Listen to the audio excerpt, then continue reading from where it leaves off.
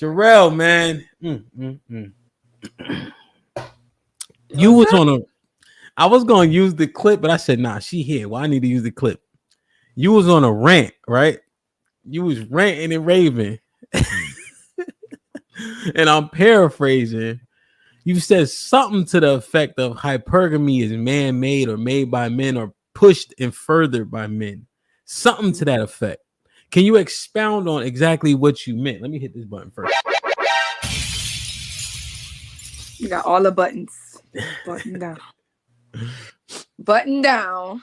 Okay, so I feel like, well, they always talking about women feel. Yeah, we feel. Okay. So, yeah, hypergamy, women are not hypergamous. Not naturally. We're coached to be or shamed to be, right? So you're either trained to be hypergamous if you have a father in the home, or you come from a specific family, they train you to be hypergamous, or if you're not trained to do it, you just are not hypergamous and you get shamed into it, right? They shame the girls who like the broke boys. What do they say? They say broke boys don't deserve no. I know that's. I know that's right. My mama love that. That's my mama. Like, mama, what is you doing listening to the Cardi B, girl? Sit down. But yeah, it's not real. It's just a caste system. Everybody wants to feel like they're better than somebody. These hierarchy systems that we create to separate us. And it was created so that people could marry into money. But really, men wanted their daughters. Like, you don't want your daughter going out there dating them broke boys. Because if he get her pregnant, we're going to take care of the child. You. So men wanted to marry their daughters off into the right thing. Doing it, they felt like that's the right way to do it. So really, it was something that was created. But I think it's furthermore pushed now in society to make men like work hard. Like, that's how you challenge men to keep on working. Like, women are only going to like you for money. So go get it. Go make $100,000. Go work 10 jobs. Go work. Damn. So when you put it like that, it makes a lot of sense. Now, you saw the comment when I was saying hi to everybody. The animals. Are animals naturally hypergamous? As an example, the female does, right, for rams, look for the ram with the biggest horns. And also, they do the button of the heads and shit like that. And then they naturally are gravitating towards the ram with the biggest horns and things of that nature. Would that be considered hypergamy? No, I think a lot of times, average men want to justify hypergamy as this looks thing. No, that's selective breeding, which females do, and females are supposed to do. The hypergamy thing is actually to benefit the men who would not get chosen. So men who would otherwise not get chosen because of their looks, their height, their whatever, nobody would want to replicate them. They go make the money. That's their answer to selective breeding. Hypergamy is the answer to it. No, because we were all still being all in the jungle. Wait. Slow down. So the niggas who don't got nothing to leverage but status and money push hypergamy so they have a shot. Because if it came down to just the ram with the biggest horns, a lot of them niggas ain't gonna win. No, because women are communal. We will share. Because monogamy was also created by men. So you got to understand, like, no, women would all look and just be like, we're going to all be with Jeff Bezos. It is what it is. You know what I'm saying? Like, if he was the money guy, we'd all be with him. We wouldn't choose to be monogamous. We'd all get a rich guy. But if there had no money, we would all want Morris Chestnut. It is what it is. Like how many? That is an interesting dynamic. So essentially, hypergamy is leveraged by men who would be, what would you say, physically undesirable or not the cream of the crop, but because their money can make them desirable, those men champion hypergamy. Mm-hmm. Which is why we push materialism in the world, right? Because there's nothing that you can really gain from it, but women like materialistic things. or whatever, right? So they push hyper consumerism onto women. This motivates society. Like, I don't understand why we don't understand.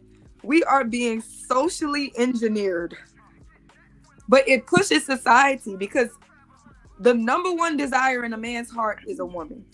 That's it. Unless you like the men's, but the majority of the time it's a woman. And whatever the woman wants, men are going to rise to the occasion. We were in a club one time, right? Back when we was a little bit younger, right? So me and my man, we wilding, we picking girls up, dancing with them, all types of shit, right? Mm-hmm. So my other man, he always had bread, whatever the game is. And so he'd bring out his Amex. It's like the metal one.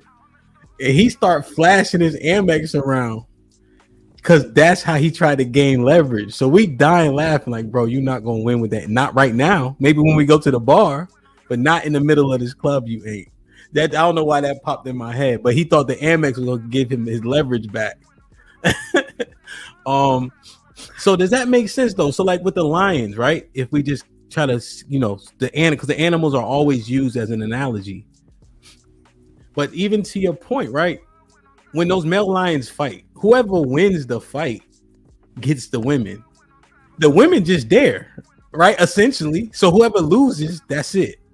But they not like, oh, this lion got more such and such. It's just whoever wins essentially takes over. But it's protection. It's the protection aspect of it, right? So yeah, they're animals. So people mess with them, but nobody truly messes with the male lion. So the strongest male lion, he can protect us. So the women are gonna go where, we're gonna go where the protection is. He's gonna beat everybody up. Mm-hmm. We're gonna be with him. So is that hypergamy? I don't think that's hypergamy. When you look up what hypergamy is, the definition of hypergamy has to deal with a caste system and finances and things like that. It's not about genetic breeding of it. That's selective breeding. Yeah. So that's the thing, right? When we always talked about this, women are hypergamous, but then when you said it, I was looking at different things in the earth because I don't know if you remember last week I was saying women actually didn't control their box. Didn't control who they had sex with. Their fathers did. Mm-hmm. So that the fact that women can choose is a very new construct in the earth. Because forever your father would allocate you to a man. So when I look at this, right, and I'm going to use this example, and we often get a little bit triggered by this example, but if this is the norm, right, what I'm about to show us, does this also negate hypergamy? Like, share, subscribe, tell a friend, hit that like button right now if you can. That helps the channel the most. You seen this movie before? Color Purple? Yeah. Every time we tell our Southern stories from the South, y'all think it's a Color Purple story. Like, no, stuff like this really happens in the South. Oh, 100%. But that's a totally different topic. I'm more so focused on this, what happened in this picture, or excuse me, in this clip, right?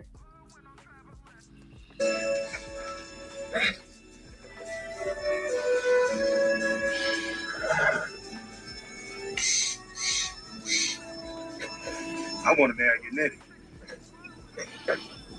I gotta have somebody right now. I got nobody to watch over my youngest. They be fighting and bleeding and throwing up on the floor sometimes. Well, I got farm to run. Now, I'm gonna take right good care of your nephew. What you doing that for? Your sister thinking I'm married. So this, right? Is this? Yeah, spoiled twice is crazy. But this, right? Was this the norm? Essentially, you talk to her father about whether or not you have access to her. And then you get allocated that woman based on what her father decided. Oftentimes we saw in all the different war movies, Braveheart as an example, there was a king, the queen was allocated to him to strengthen empires, to make sure that it was a good match so that the countries could benefit. Mm-hmm. I have seen go ahead. if my family, like we grow corn, your family grows watermelon. A marriage between our families is now we the corn growing watermelon family. You see what I'm saying? Mhm. So it was different ways you would marry into people to benefit. Like that's what marriage was like really about when you like go into it. You know what I'm saying? And making sure we knew who them children was for. But my grandmothers, both of them, were married off at 15. 2 adult men, right? So a lot of times we talk about it now because the age of consent has changed. But my grandfathers were 25, my grandmothers were 15, right? Mhm. Now, my aunt, my grandmother's oldest daughter, she got pregnant too, and they married her off at 15. But that was the generation of we don't want to do this anymore. We want to have fun. We don't want to be married to these men. But I could tell you that generation that lost getting married at 15 was the generation of teen pregnancies. Went crazy because they biologically they could still have kids and they was ready for sex, but they started having sex with who?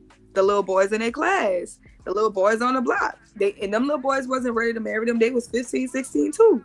You know what I'm saying? So at the time, these men were marrying their daughters off because it's like you're going to have sex and you're going to get pregnant and somebody's going to need to take care of you.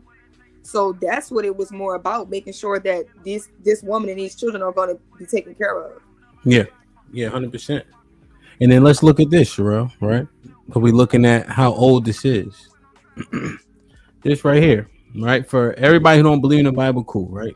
It has historical evidence and facts, right? And y'all read every other book. So we're just using this as a history if you guys don't want to believe in who the God is, right? So this is Exodus chapter 22, right? Because I was, again, trying to understand the premise that Sherelle presented. So drop down to verse, where was I? I lost it. 16. Okay. So right here, this is chapter 22, verse 16. And if a man entice a maid that is not betrothed, means she's not allocated to another man, and he sleep with her, lie with her, he shall surely endow her to be his wife. But look, if her father utterly refuse to give her unto him, he shall pay money according to the dowry of virgins. So even here, right, the father has the final say over where that woman going, even after she has sex with that man. Damn. So when you, just looking at it from your viewpoint and vantage point, men have pushed hypergamy, especially the men that were inept physically. And now, what happened now, though? Has it been adopted by women, or you guys been socialized to be hypergamous now? We're socialized or shamed into it.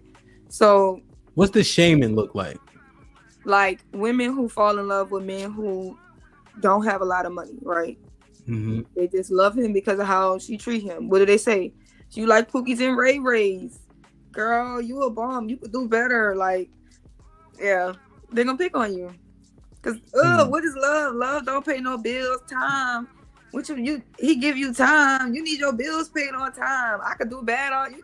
You could do bad all by yourself. Cause it ain't just men that's gonna shame her. It's gonna be older women that's gonna shame her. So the older women have been indoctrinated, and now they push that indoctrination onto the younger women, so it just perpetuates. That's why they kind of scream at the house husbands thing. The idea of, listen, look, at you make $150,000 a year and you busy with work. What's so wrong with your husband staying at home and taking care of the kids? That is gonna be a problem. She would be okay with it. When they think about Rihanna, she pulled a billionaire, then learned how to become one. She became a billionaire, but she's with A$AP Rocky, who makes less than her. And then people look at that like, well, she can't get somebody that doesn't make the same amount of money as her. It's not that many billionaires. Oprah is not. Majority men don't have Oprah money, but they look down on Oprah for being with stepmen. Man, now the shaming specifically, do you think, now you maybe already said it, I just want to get pure clarification, definitive answer. Is the shaming more likely to come from the women as opposed to men? Yeah, the shaming is going to come from the women. Majority. Yeah, And I think ASAP got money too, right? I think still. And they shame you because they're just saying that what can he do for you essentially? Mm-hmm. How he gonna take care of you? Because that's what they were raised up on. Is that what keeps us separated as well? Mm-hmm.